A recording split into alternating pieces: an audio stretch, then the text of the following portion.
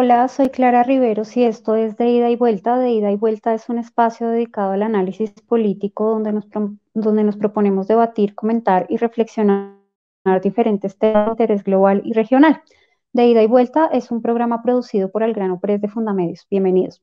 Hoy vamos a hablar de México y de la gestión del presidente Andrés Manuel López Obrador. Para ello tenemos invitados que nos acompañan desde México esta tarde. Voy a dar la bienvenida a Gustavo Ferrari. Gustavo se desempeña como consultor permanente de organismos internacionales en temas de fortalecimiento institucional de los gobiernos.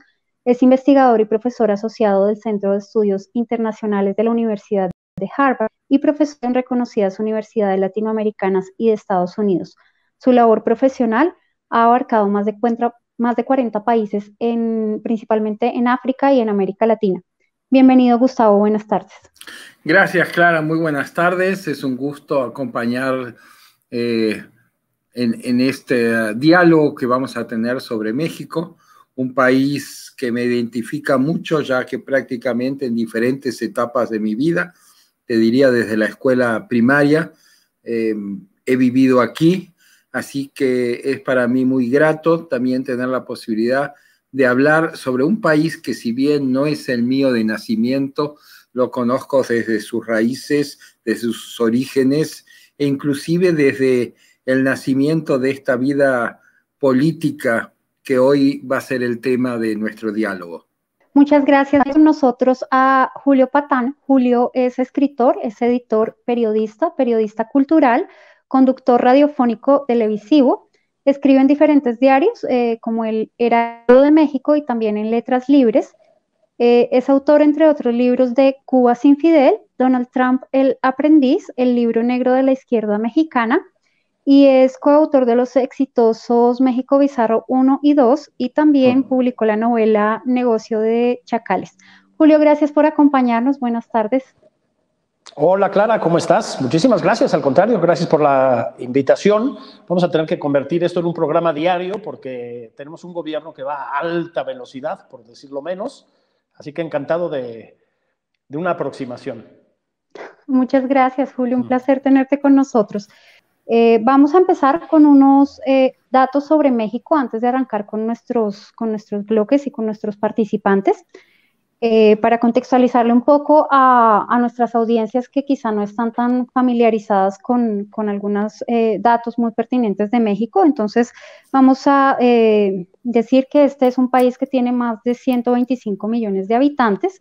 Es la segunda economía más grande de América Latina y la tercera de las Américas después de Estados Unidos y Brasil.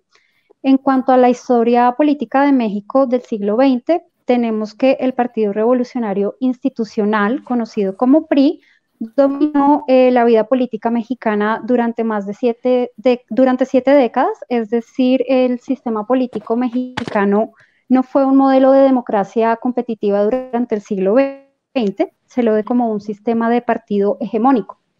El nuevo siglo trajo importantes cambios para el país, como la alternancia en el poder, elecciones competitivas, una transición, una democratización significativa, separación de poderes y muchas expectativas dentro y fuera del país. Los gobiernos del siglo XXI han sido primero el de Vicente Fox, de 2000 a 2006, por el Partido Acción Nacional, conocido como PAN. Le siguió Felipe Calderón entre 2006 y 2012 por este mismo partido, y luego vino Enrique Peña Nieto entre 2012 y 2018 por el PRI. Actualmente no hay reelección en México. En la elección del año 2018 se impuso Andrés Manuel López Obrador, quien tenía 63 años al momento de su elección. Este fue su tercer intento para llegar a la presidencia. Él había perdido anteriormente con Felipe Calderón y después con Enrique Peña Nieto. En 2018 finalmente logró la victoria con 30 millones de votos, un 53% del apoyo electoral. Ricardo Anaya, su oponente de la coalición por México al Frente, obtuvo 12 millones de votos, un 22%.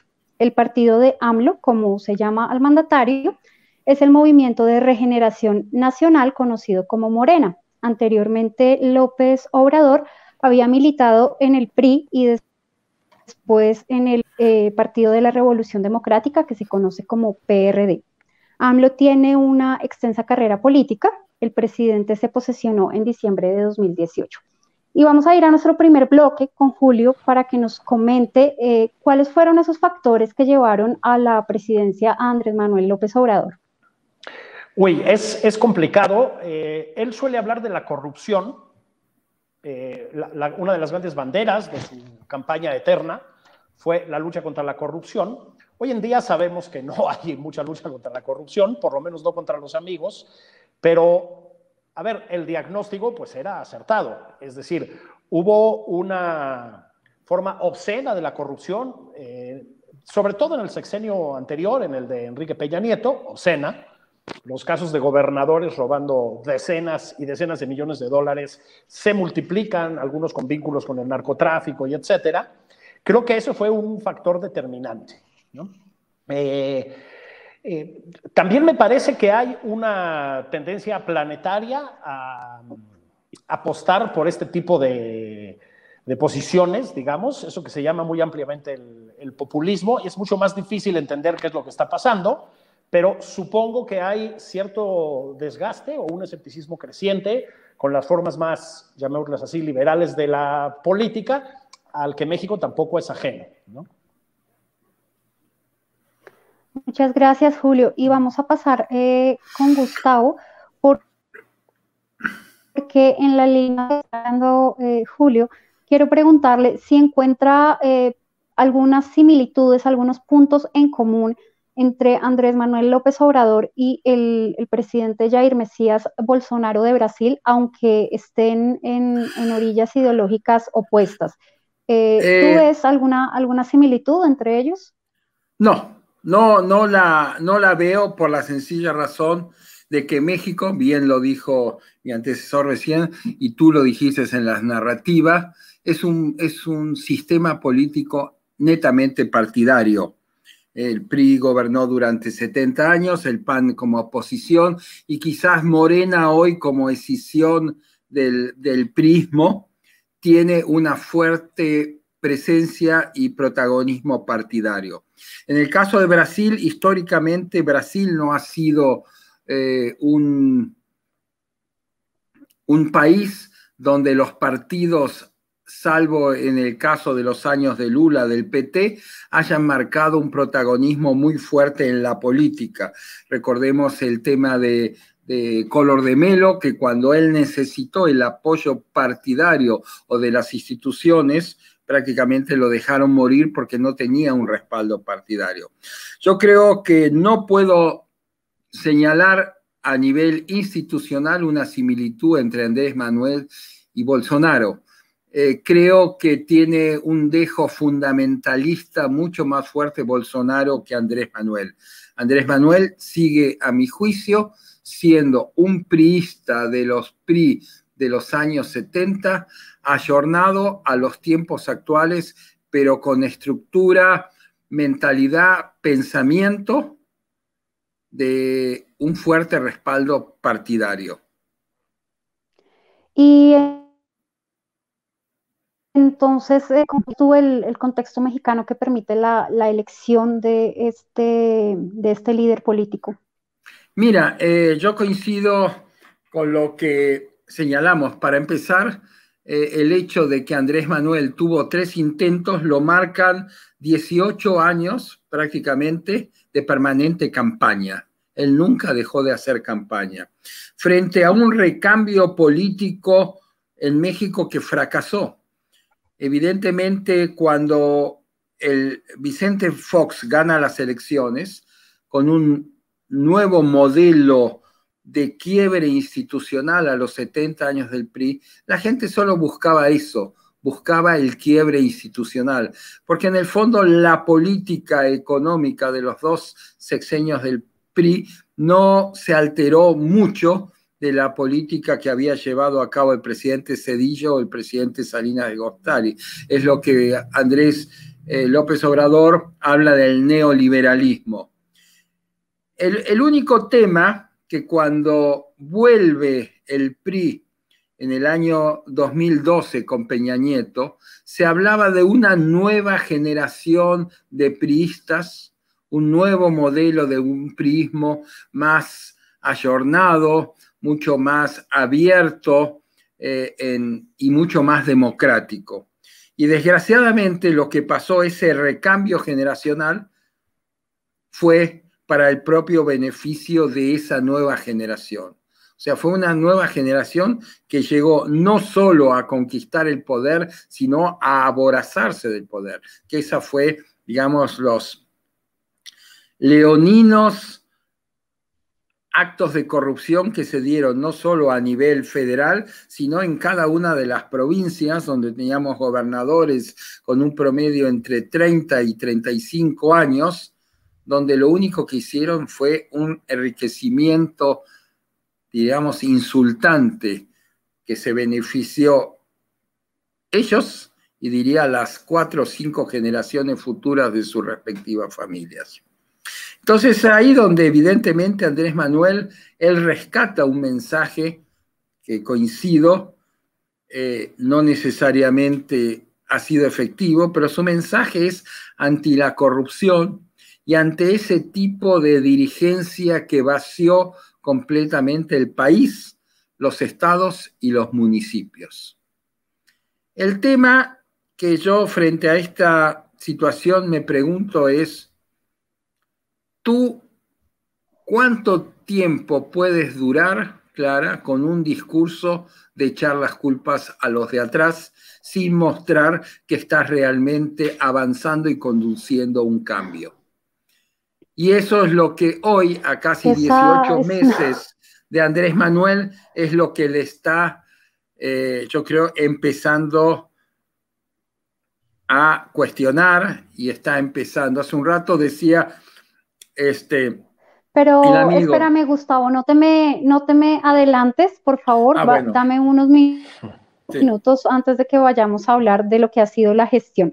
Vamos a ir con Julio para pasar a nuestro segundo bloque, porque quiero preguntar por esa, se la ve desde afuera, esa instrumentalización religiosa, esa aura religiosa que rodea al presidente en sus discursos, en sus intervenciones, ese mesianismo como forma de gobernar, también la alusión permanente a Dios y a elementos religiosos en un estado laico, pues que a veces parece que esto no tendría razón de ser, y no sé si es casualidad o que justamente en esta época de pandemia hemos tenido oportunidad de pronto de dedicar más tiempo a ver como actuaciones de los presidentes, y me sorprendió encontrar de pronto como constantes alusiones tanto desde Brasil como desde México,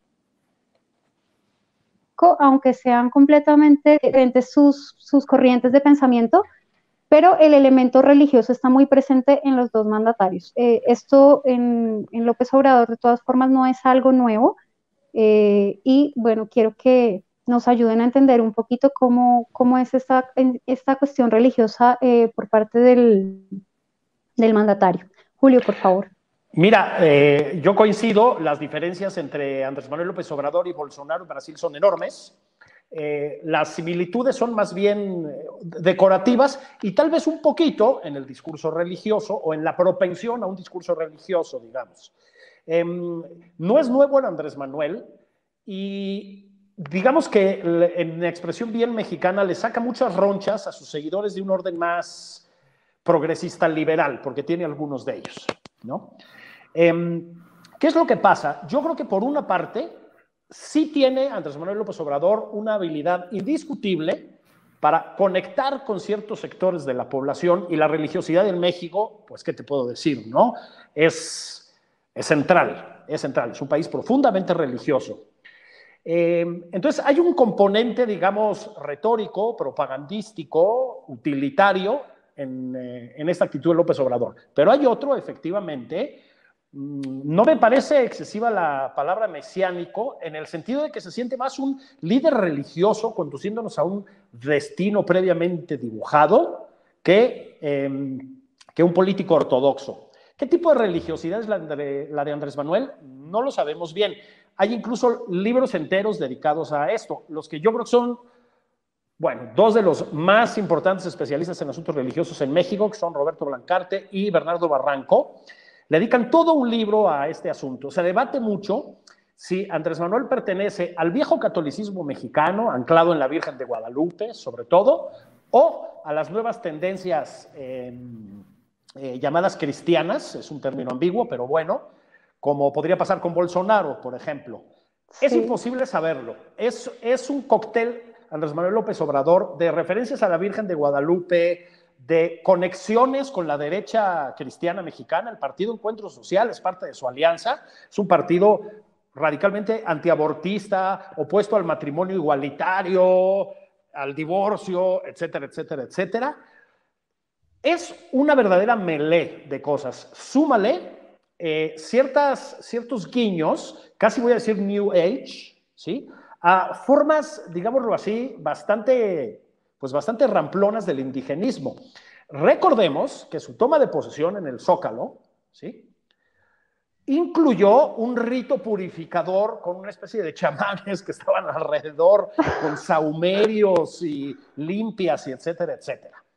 Entonces, creo que, como es frecuente en este tipo de líderes, Hugo Chávez en ese sentido se parecía un poquito a Andrés Manuel López Obrador también hay referencias cristianas. Siempre es complicado saber dónde está la línea entre el pragmatismo, digámoslo así, y la devoción, que es esencialmente una devoción por sí mismo, digámoslo así, trasladada a la esfera de lo sobrenatural. Pero es un componente crecientemente importante. La otra cosa en que se pueden parecer a ratos Bolsonaro y López Obrador es en esta especie de negacionismo frente a la pandemia, ¿no? Sí. Ahora Andrés Manuel ha moderado su discurso, pero en un principio casi negaba que este virus fuera un problema, ¿sí? Dijo, ni a influenza llega, dijo en algún punto, ¿sí? Bueno, recordemos un momento, pero verdaderamente pues, surrealista, por decirlo menos, yo diría que triste sobre todo, en el que entre broma y no, saca unas estampitas religiosas de su bolsillo, de su cartera, de su billetera, y dice, lo deben recordar, dice, detente enemigo, hablando de la pandemia, del virus, ¿no? Que el corazón de Jesús está conmigo. Bueno, así de presente está el discurso religioso en Andrés Manuel López Obrador. Vamos a ver hasta dónde esa invasión de la esfera religiosa llega en términos de un Estado laico que sí, México ha tenido muchos defectos, pero uno que no tenía el viejo priismo era dejarse, voy a usar el término sabiendo que es peligroso, contaminar por el ámbito de la institucionalidad religiosa, digamos. Sí, pues esto marca un retroceso considerando que buena parte del siglo XIX y XX han pasado las sociedades, o al menos unos sectores de las sociedades, tratando de separar iglesia y Estado, ¿no? Vamos a ver, Gustavo, me gustaría escucharte. ¿Qué impresión tienes sobre este tema? Yo realmente difiero si México es un Estado laico. México es un Estado guadalupano.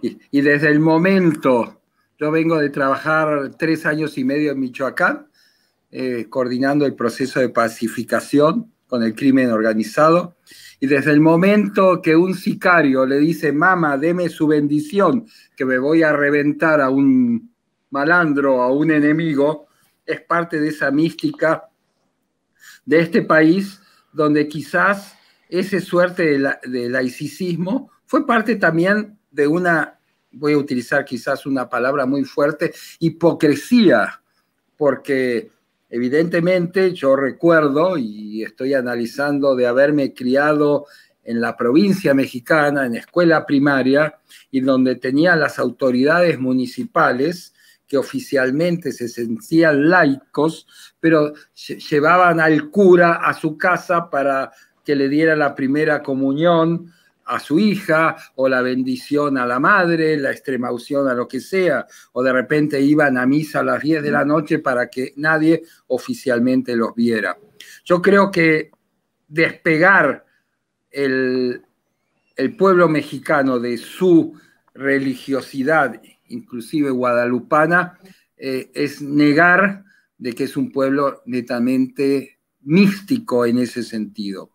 Creo que Andrés Manuel coincide, pero es parte, y muy bien lo dijo Jorge, de cuando saca los escapularios y a mí me protege todo esto como una suerte de desafío. Al mismo tiempo, creo que es parte de esa generación, yo sigo sintiendo que es el prototipo de una generación priista que no evolucionó. Él es lo que pueden decir, no fue la renovación priista, sino se quedó, y con solo analizar su gabinete, sus miembros del equipo de trabajo, se quedó en las décadas del 70 con un espíritu de un PRI, como diría el tango, de tener la nostalgia de haber sido y el dolor de ya no ser. Y él lo que quiere, bajo otro nombre, rescatar esos ideales. En el PRI todo se valía. Tú tenías cuando, también es el análisis, efectivamente, no era una democracia, pero quizás la democracia la tenía interna. Un sexenio que se iba a la derecha, otro a la izquierda, y buscaba los balances y los check and balance dentro de su estructura. Y eso es Andrés Manuel. Yo creo que él se ha detenido en rescatar un México que ya no existe, rescatar o volver a un México que ya no existe, guadalupano, con ciertos valores, y coincido, en el fondo es un conservador, Sí. Y tratar a través de ese misticismo, inyectar una esperanza, que en el fondo es el eslogan de su partido, pero que yo no sé si está, o mejor dicho, no sé si es comprada por un México muy diferente. Porque desde enero a la fecha, Clara, México ha tenido entre pandemia y violencia 60.000 muertos. Estamos haciendo un promedio de 10.000 muertos por mes. Y ahí no hay escapularios, no hay besos y abrazos, como él dice, ¿no? Sino realmente hay un problema institucional que cuesta encontrarle un marco institucional de protección. Y creo que el primer caso muy claro fue la liberación del Chapito en su momento. Cuando realmente lo apretan a él, porque en el fondo fue una apretada, él ahí, perdón la expresión shakespeariana, recula, porque se da cuenta de que, digamos, esa bonomía espiritual no la podía enfrentar frente, digamos, a un grupo, a un crimen organizado que lo duplica en potencia, en armamentos, en manifestaciones, en personal, en todo, frente a sus Fuerzas Armadas. Vamos a pasar a nuestro tercer bloque para hablar de lo que ha sido la gestión del presidente Andrés Manuel López Obrador en estos 20 meses que lleva en el poder. Él en diciembre de este año cumplirá 2 años de gobierno y le quedan todavía cuatro años como presidente. A finales de 2019, cuando cumplió su primer año como mandatario, su índice de aprobación llegó a un 72%. A comienzo del año, el 53% de los mexicanos consideraba que la corrupción en el país aumentó. La gestión del coronavirus no ha sido la apropiada y a mediados de este año, un 59% de los mexicanos desaprobaba la gestión presidencial de la pandemia. México es uno de los 10 países del mundo con más casos de contagios y muertes a causa del coronavirus. Esta semana leí que había alrededor de 395,000 contagios y más de 44,000 muertes a causa de la pandemia. De otra parte, los problemas que ya venían de años atrás, que no parece como no tienen una solución, sino que tienden a agravarse, como decía Gustavo, los relacionados con la violencia, con la inseguridad, con las miles de muertes, con la impunidad que hay en el país, pero también otros que tienen que ver con esta gestión, como por ejemplo el tratamiento de los migrantes centroamericanos, que ha sido muy criticado fuera y dentro de México. En este sentido, AMLO ha resultado bastante funcional a Trump. También el tema de la extensión de competencias al ejército y la falta de transparencia en el uso de los recursos públicos serían como algunos de los temas que he visto sobre los que hay más críticas al presidente López Obrador en estos meses de gestión.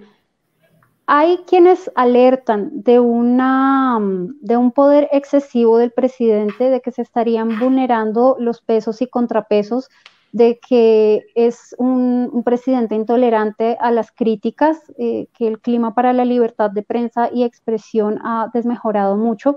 Y quisiera preguntarles qué opinión tienen, pues ya que ustedes trabajan en estas áreas de la prensa, del periodismo.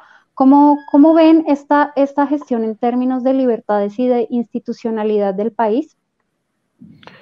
Pues mira, tengo que decirlo, digamos, mi posición, más que crítica entre la administración de López Obrador, es conocida en México, ¿no? Y debo decir que yo no he resentido presiones ni actos censores de ningún tipo, ¿sí? Tampoco en mi entorno ha habido una cosa parecida.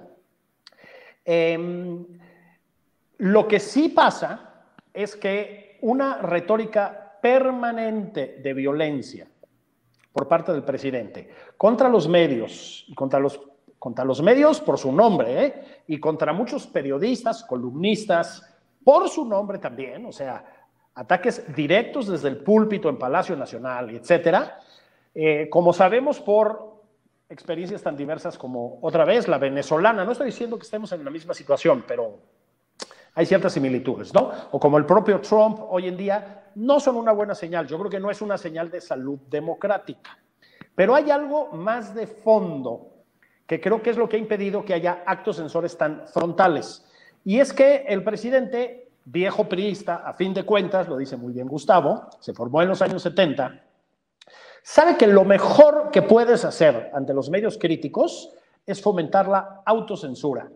Hay algo muy poco sano en la economía, en los modelos de negocios de los medios en México. Esto es muy antiguo y hay muy pocas excepciones, y es que dependen excesivamente de los dineros públicos, ¿sí?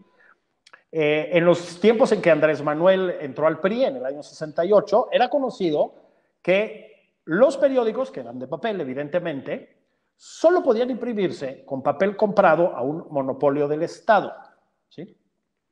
Entonces, te pasabas 2 rayitas con la crítica al señor presidente y se había acabado el papel en la bodega, ¿sí? Bueno, eso ya no se puede hacer, evidentemente, pero lo que sí se sigue haciendo, ¿sí?, es cerrarte la llave de la publicidad del Estado.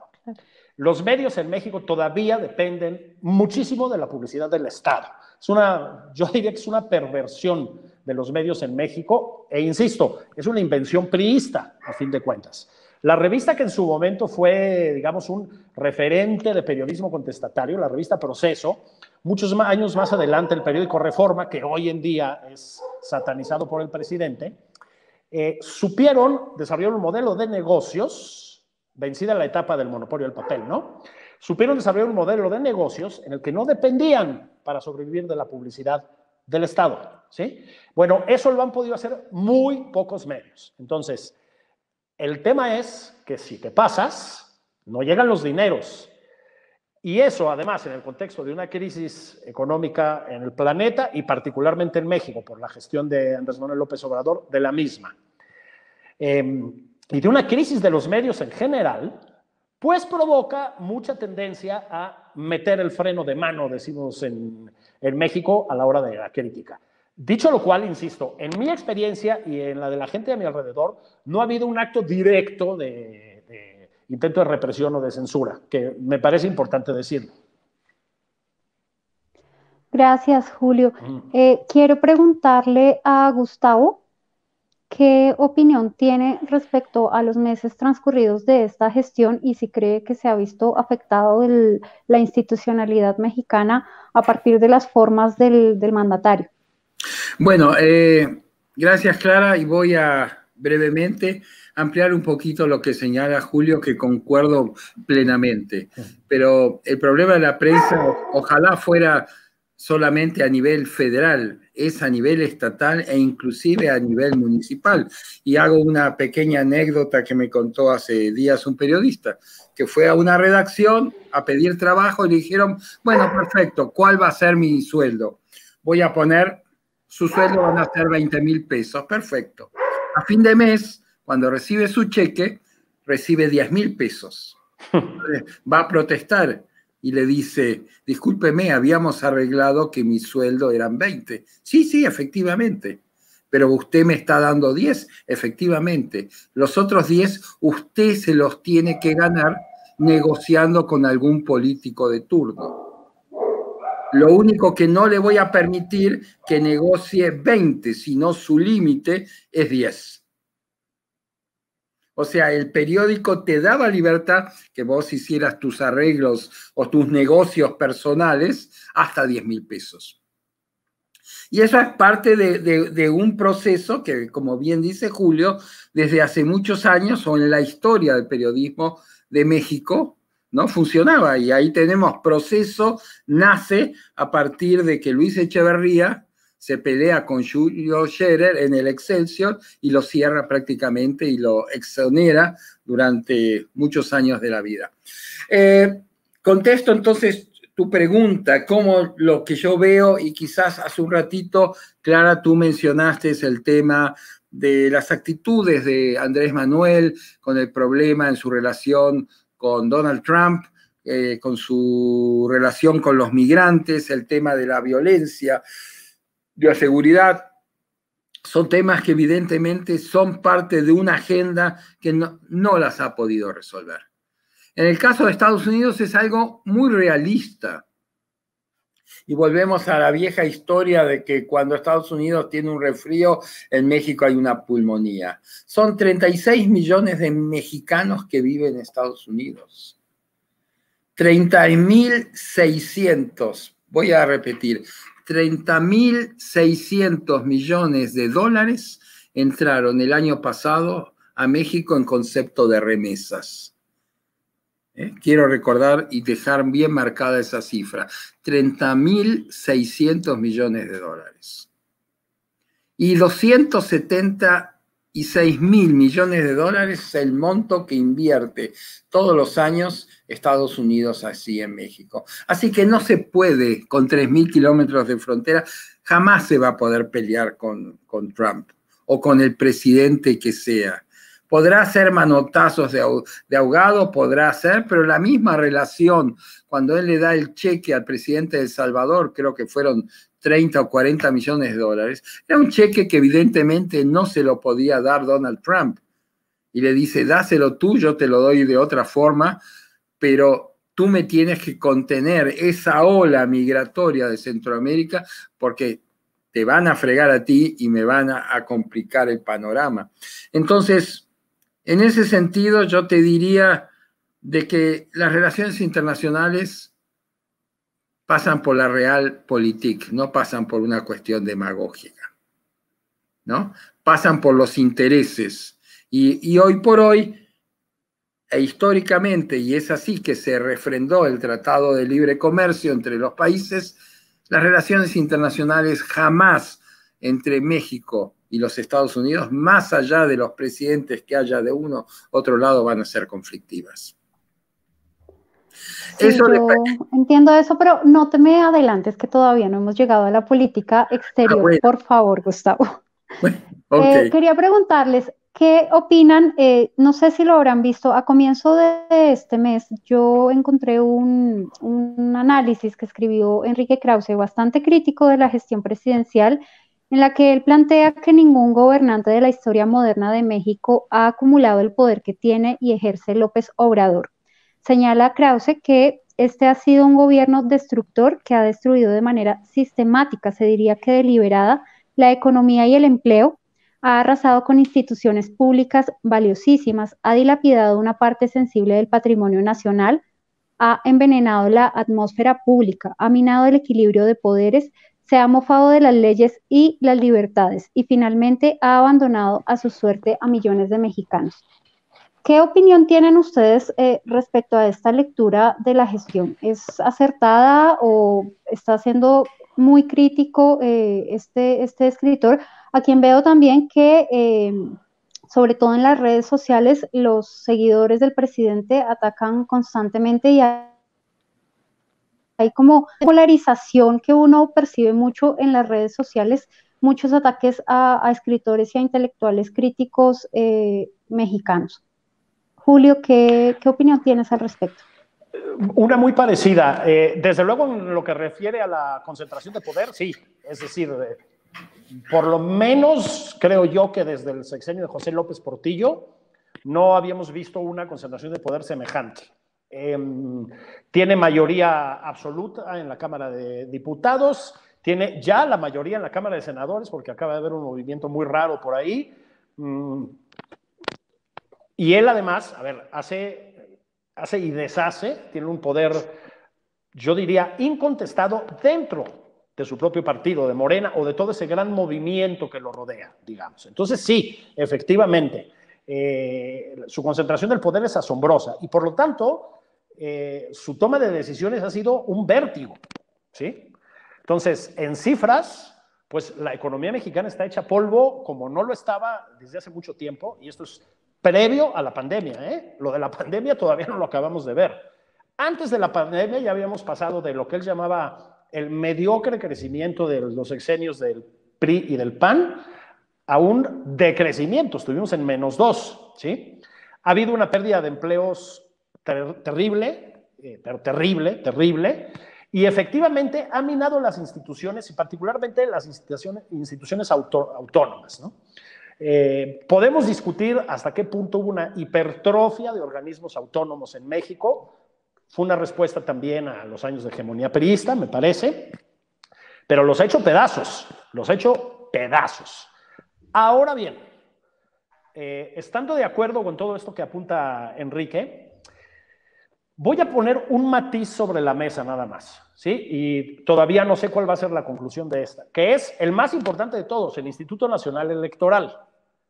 Las elecciones en México, como saben ustedes, se hacían hasta hace relativamente pocos años, poco más de 2 décadas, desde la Secretaría de Gobernación, es decir, las organizaba el gabinete presidencial, pero con eso está todo dicho. La creación de un organismo autónomo, que fue el Instituto Federal Electoral, después Instituto Nacional Electoral, que es el que tenemos ahora, bueno, pues fue, con todos los defectos que quieras de la economía, de la democracia mexicana, fue pues un punto y aparte, ¿no? Lleva Andrés Manuel López Obrador muchos meses haciendo embestidas contra el Instituto Nacional Electoral, que sale muy caro, que es demasiado grande, que es imparcial, que propició los fraudes contra él, etcétera, etcétera.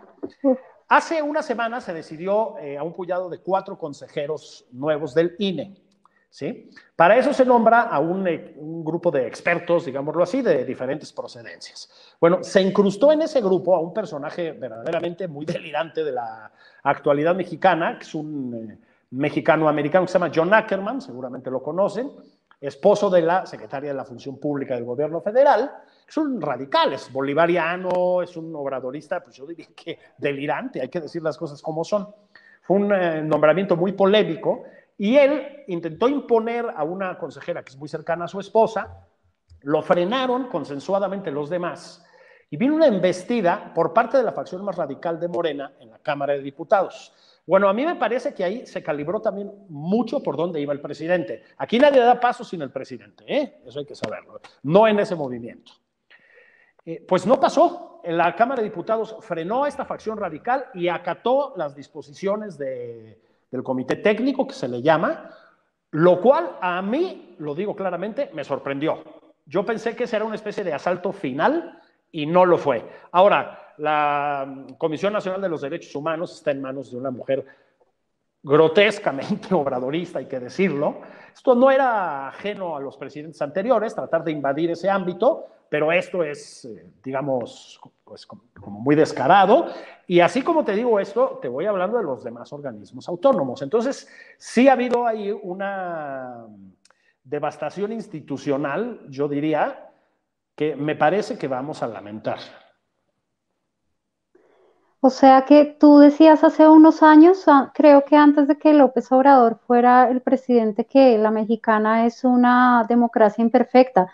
esa democracia imperfecta va a tener unos retrocesos y ya los está teniendo y probablemente tenga más.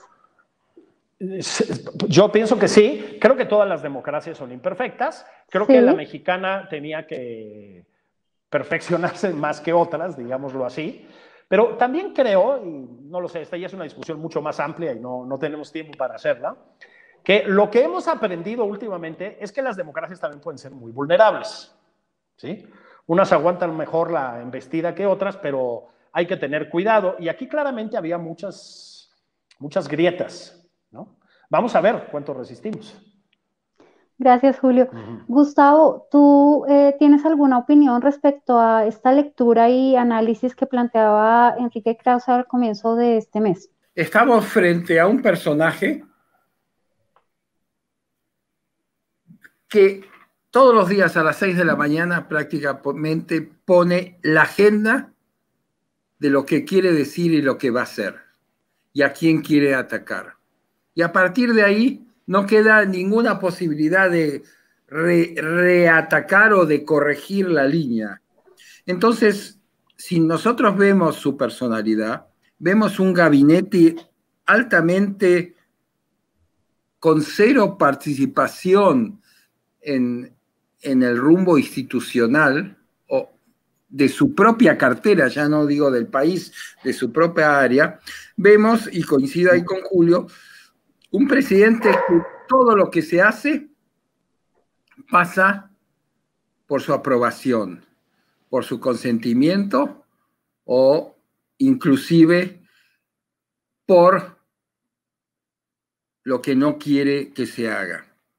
Y así también lo más importante, yo creo que lo está manejando en la relación de que no tiene oposición. Si tú me dijeras hoy en México y tomo cualquier personaje de cualquier partido, ideología política, estoy teniendo una persona referente a una opinión en contraria del presidente, no lo encuentro. Quizás por ahí algún grupo de gobernadores que se junta para marcar posiciones, pero prácticamente, y ahí sí vuelvo a repetir, hemos regresado a los viejos instrumentos priistas de la década del 60 y 70, donde la oposición está totalmente atomizada. Y curiosamente, también la maneja en mayor o menor grado el propio presidente. Por ejemplo, en este año que viene, donde va a haber diputaciones federales y presidencias municipales, o sea, intendencias en las provincias, prácticamente la señal que él ha mandado con los gobernadores es: elige tú a quien quieras para las comunas, para las presidencias municipales, pero déjame a mí elegir los diputados federales, porque van a ser quienes le avalen todo lo que venga dentro del Congreso de la Nación. Entonces se ha convertido en un negociador y acomodador, pero donde realmente ahí sí puedo decir que coincido con Enrique. El Estado soy yo, l'État c'est moi. Vamos a pasar, si eso es en la política interna, ahora vamos a ver la política exterior.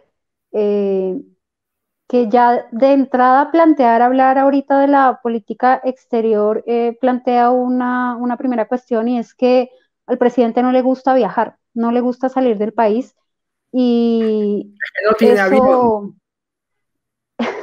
Y eso es bastante difícil, sobre todo a la hora de tener como una buena relación. Él puede confiar mucho en su canciller, pero siempre hay un jefe de Estado que se precisa y se aprecia su presencia en lugares en los que no ha estado. Él no ha asistido a la toma de posesión de los presidentes de la región, él no fue al G20 en Japón, no estuvo en la reunión de la OIT en Ginebra, tampoco fue a la Asamblea de las Naciones Unidas en Nueva York, y así ha rechazado asistir a otros eventos internacionales importantes. su primer viaje presidencial fue apenas hace unas semanas. Pasaron 19 meses de gestión para que él hiciera un viaje. Lo hizo a Estados Unidos y parece que no eligió tampoco un buen momento, o no era este el mejor momento para viajar a los Estados Unidos. ¿Qué mirada tienen ustedes de cómo ha gestionado el presidente López Obrador su política exterior? Julio. Yo coincido también, obligada con Donald Trump, no había margen de maniobra, nunca ha habido margen de maniobra, ¿no? Y luego con el estado en el que está, por ejemplo, la economía del país, etcétera, pues mucho menos. Más allá de eso, digamos, los gestos que podrías llamar más personales de Andrés Manuel López Obrador en términos de política exterior ha sido, por ejemplo, el hecho de refugiar en México a Evo Morales, ¿no? Tampoco creo que eso lo distancia mucho del viejo perismo. Vuelvo a estar de acuerdo con Gustavo. O sea, Echeverría, el propio López Portillo, que a final de cuentas negociaban con Estados Unidos, cedían ante los Estados Unidos, etcétera, etcétera, etcétera. También ellos tenían ese pequeño tipo de desplantes, ¿sí? Llamar a un incómodo como Evo Morales y mantenerlo un ratito aquí, no mucho tampoco, ¿no? Un poco de cara a la galería, de cara a sus votantes duros, porque muchos andan, bueno, no sé si una mayoría, pero un porcentaje está en esa línea y etcétera, un poco como un gesto de aparente rebeldía, porque tampoco lo fue. Ahora, yo creo que también a veces hay que conocer las personalidades de los presidentes, hay que entenderlas o tratar de entenderlas. Y claramente la de Andrés Manuel López Obrador es refractaria al exterior, no se siente cómodo en ese terreno. Entiendo que no se sienta cómodo, no tiene una perspectiva del mundo realmente, no conoce ni mínimamente la política internacional, digamos, lo que está pasando por ahí, no habla otros idiomas, ¿sí? Y lo vimos, yo diría que bochornosamente, aquí sí lo digo con esa claridad, cuando la cumbre virtual del G20, por el tema del COVID-19, ¿no? Tuvo una participación verdaderamente sonrojante, es decir, se extendió 7 minutos cuando le habían asignado 3, Boris Johnson ya volteaba para otra parte, habló de la fraternidad universal, o sea, fue una cosa, yo creo que bastante penosa, hay que decir las cosas como son. Entonces, entiendo que le tense tanto salir.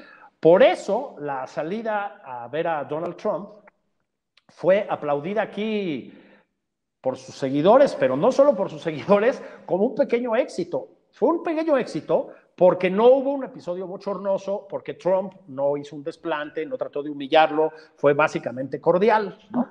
Entró primero a la Casa Blanca cuando lo estaba esperando en la puerta, pero pues de Trump tampoco podemos esperar mucha educación ortodoxa, digamos. Él lo ha dicho muchas veces, la mejor política exterior es una buena política interior, dice Andrés Manuel López Obrador.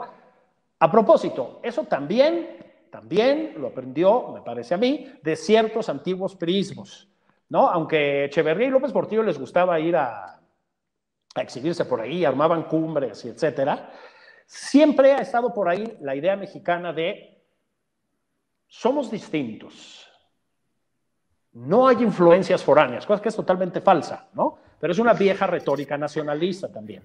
Y Andrés Manuel proviene del nacionalismo revolucionario mexicano. Es cierto, es una especie de, yo diría que es no solo conservador, sino literalmente reaccionario. Es decir, estamos viviendo un intento de ponerle marcha atrás, ponerle rewind a la historia. Bueno, estamos quemando carbón. Digo, me parece que más evidente que eso no hay, ¿no? Julio, quiero preguntarte 2 cositas rápidamente antes de pasar con Gustavo. ¿Cómo percibe la sociedad mexicana la política exterior del presidente? ¿Y qué opinión tienen los mexicanos del Grupo de Puebla, que aunque el presidente no hace parte del grupo, el grupo sí tiene una cierta condescendencia y le envía saludos constantemente? Reconocieron que la suya era una buena gestión de la pandemia, cuando ha habido mucha crítica por justamente la gestión de la pandemia en México. ¿Cuáles son las percepciones sobre estos 2 temas? Es difícil de decir. A los mexicanos, como me parece que a la mayoría de los ciudadanos del mundo, los asuntos exteriores, en términos generales, no les preocupan demasiado, ¿no? Eso es una tendencia general. Sí percibías claramente cuando la salida con Trump, una inquietud general en que hiciéramos una especie de ridículo internacional, así, tal cual, por estas carencias del presidente, que son muy obvias. Sí había eso. Y sí, ese tema causa una cierta sensación de agravio, porque la violencia verbal, pero no solo verbal, ¿no?, de Trump contra los mexicanos y contra la inmigración y etcétera, pues ha terminado por calar, ¿no? Y además hay un obligado doble discurso en Andrés Manuel, o más bien una doble moral, como se le llama aquí, porque hizo un libro explicando cómo iba a frenar a Trump y a poner la dignidad de la patria por encima de todo, a diferencia de Peña Nieto y etcétera. Y bueno, pues no pudo ser porque tenemos frontera y estamos íntimamente ligados y las economías dependen la una de la otra, ¿no? El Grupo de Puebla, curiosamente, aquí tampoco es que tenga tanta resonancia, ¿eh? Y fíjate, mira que es un grupo de figuras pues muy connotadas en cierto segmento político y etcétera, tampoco es muy de la preocupación de la mexicanidad, digámoslo así, de la población mexicana en general. Ahora bien, sí hay también una creciente preocupación ante lo que representan muchas de esas figuras, porque el obradorismo es, claro, como dice Gustavo, si cada día pones la agenda, muchas veces de una manera medio improvisada además, ¿sí? Y si hay tal nivel de obediencia que lo que dices en la mañana, en la tarde ya es política de Estado y en la noche ya fue aprobado por la Cámara, estoy exagerando, pero no tanto, pues de pronto caben una especie de guiños bolivarianos, ¿no?, de progresismo extremo, de progresía extrema, que para muchos sectores de la población mexicana, no olvidemos que tenemos muchos pobres y muchas clases medias también, pues para muchos sectores empieza a ser inquietante. Es un poco lo que pasó con la llegada de médicos cubanos a México, ¿no?, que fue muy polémica. Gastamos $6,5 millones en traer médicos cubanos, no sabemos exactamente hacer qué, esa es la verdad. Y para sectores importantes de la población, se ven como, digamos, infiltraciones del radicalismo filochavista latinoamericano. No estoy diciendo que esto sea así, pero sí causa incomodidad en partes importantes de la población. Para la mayoría, la verdad es que pasan desapercibidos, ¿no? Gracias, Julio. Voy a pasar con Gustavo para preguntarle cuál es su opinión sobre la política exterior mexicana que lleva este gobierno de Andrés Manuel López Obrador. Si considera que ha tenido aciertos o desaciertos, ¿cuál es su lectura al respecto? Bueno, continúo un poquito con el análisis de Julio, y yo creo que Andrés Manuel es un presidente de cabotaje, ¿no? Y además, para los que conocen México, es un digno representante, embajador de la provincia que lo vio nacer, es tabasqueño. Y no hay peor cosa que los tabasqueños, ¿no? En cuanto el tabasqueño es, digamos, como buen costeño, es un poco alegre, mentiroso, dicharachero, todo está bien dentro de su concepto. Y creo que es un fiel representante. Pero partamos de una realidad de la política exterior de México, que es la famosa doctrina Estrada. La doctrina Estrada, más o menos escrita o sancionada por los años 30, donde decía la no intervención en los asuntos externos e internos de los estados, le ha permitido durante casi un siglo a México navegar con la bandera de decir estoy contigo o no estoy contigo de acuerdo a la conveniencia de turno. En la época, por ejemplo, del Grupo de Puebla, está bien, es un espacio que ha sido fomentado, curiosamente, no por iniciativa de dirigentes mexicanos, porque ninguno de los integrantes realmente representa un baluarte de la política internacional o exterior de México. No. Entonces, les prestaron la casa, dijeron, bueno, la tengo vacía, pónganse, hablen, les voy a pagar la renta, les pago la luz, pero eso no quiere decir que yo esté completamente de acuerdo con lo que ustedes digan. Y se acaba de ver en la última votación a nivel latinoamericano, donde, por ejemplo, mi país, la Argentina, se fue directamente alineada al Grupo de Puebla y el presidente Alberto Fernández decía mi aliado López Obrador, y México le votó en contra del Grupo de Puebla. Entonces, yo creo que es parte de ese juego. Luis Echeverría, lo decía Jorge, él tuvo el Centro de Estudios Políticos y Sociales del Tercer Mundo, que en su momento lo dirigía un periodista, te debes acordar, Jorge Hernando Pacheco, ¿no? que marcaba la línea de acción de la política del gobierno de Luis Echeverría dentro de los países del tercer mundo. Estamos hablando de la década del 70. Se llamó la Gran Universidad o Usina de Pensamiento del tercer mundo. Y quedó ahí. O sea, era parte, digamos, de la vidriera o escaparate ante la política. Eso no le interesa a López Obrador. Porque López Obrador, de una u otra forma, la opinión de los países del mundo la tienen sobre su personalidad. Por ejemplo, el mundo opina de que este señor no viaja. Entonces, ¿para qué voy a viajar si la gente ya habla de mí de que no viajo? Y no hay ningún hecho hoy, más allá del migrante y del que deberían de sentarse, que no se sientan, que es el tema de la seguridad fronteriza. No hay ningún otro tema en la agenda de política exterior de México y del presidente que lo deje sin dormir. Sí, o sea, porque como no ve esa realidad, y como muy bien lo dice Julio, o sea, China y está muy lejos. Y China son los que están, los restaurantes chinos antiguos que están en la zona de Bucareli. Y nada más. O sea, no le está afectando. Porque en su pensamiento, en su proyección, digamos, en su acción política, el mundo hoy no le altera más. Eso sí, se puede poner a preocupar cuando los 36.000 millones de dólares todos los años dejen de entrarle a las finanzas de México. Eso es otra cosa. Gracias, Gustavo.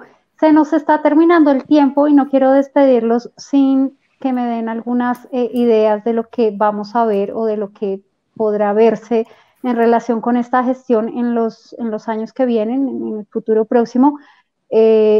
¿Cuáles son las perspectivas y cómo ven ese futuro próximo de México con esta gestión?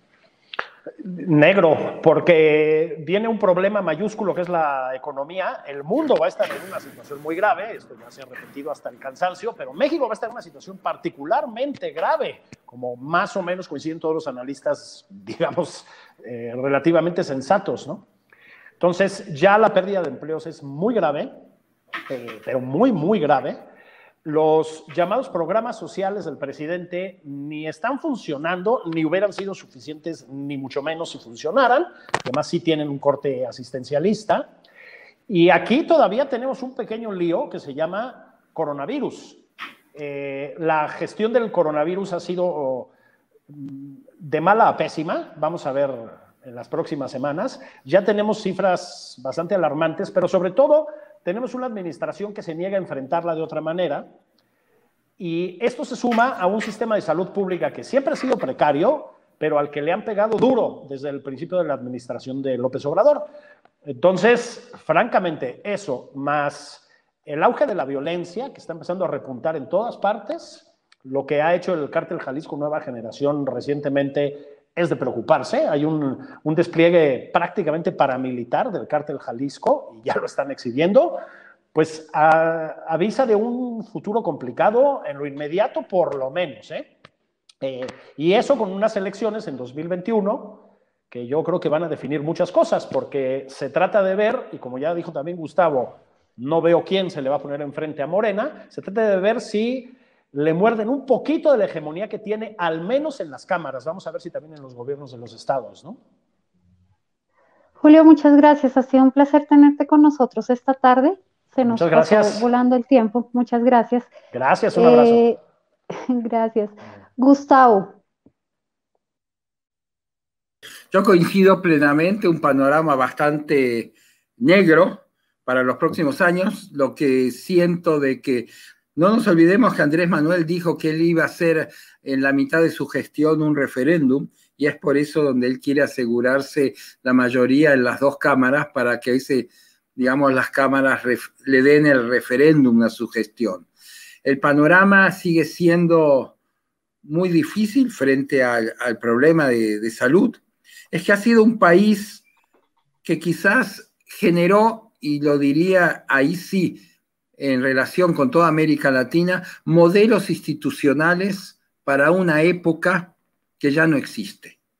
O sea, el sistema de salud de México, el sábado dieron una película de Cantinflas donde él era un médico abnegado de un sistema de salud, el Instituto de Salud, y curaba a los enfermos. Bueno, fue un modelo creado en el año 40 para un México de 40 millones de habitantes. Hoy tiene 130 millones de habitantes. O sea, el sistema está colapsado. Se vio ahora.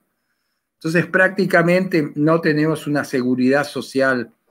Bien, no se enfrentó el problema porque no hay mecanismos para enfrentar el problema. Entonces, lo que sigue frente a la problemática y la pérdida de empleos es muy importante, y sobre todo que Andrés Manuel no está reconociendo los rubros que le están permitiendo e inyectando dinero permanentemente a su economía. Estoy hablando del caso del turismo y hasta hace poco el caso del petróleo. Ha hecho un desguace total de toda la estructura del petróleo, que buena o mala era la que solucionaba o contenía la caja política del sistema. Y por el lado del turismo, la afectación de la pandemia.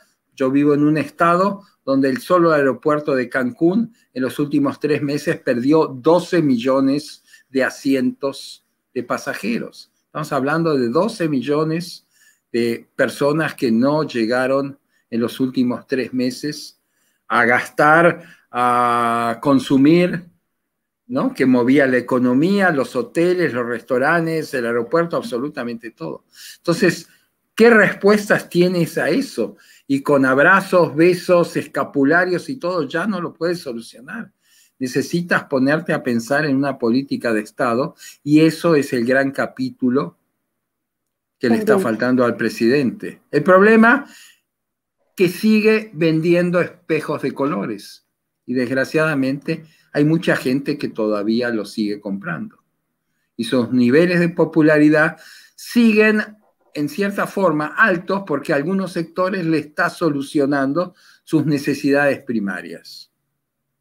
Que a los adultos mayores le da 500 pesos por mes, que a los estudiantes le da también todos fines de mes un dinero, pero llega un momento de que tú puedes repartir si hay, y donde no hay, ¿qué es lo que repartes? Preocupante las perspectivas para México. Gustavo, muchas gracias. Ha sido un gran placer tenerte con nosotros esta tarde. Al contrario, es un gusto compartir con todos ustedes. Se nos terminó el tiempo. Muchas gracias a nuestros invitados de hoy por aproximarnos al México actual. No son tiempos fáciles, no vienen tiempos fáciles. Seguiremos con atención lo que ocurre de ese lado del mundo. A ustedes, gracias por acompañarnos y por seguirnos, y nos vemos en una próxima edición de Ida y Vuelta para ver qué está ocurriendo en otro lugar del mundo.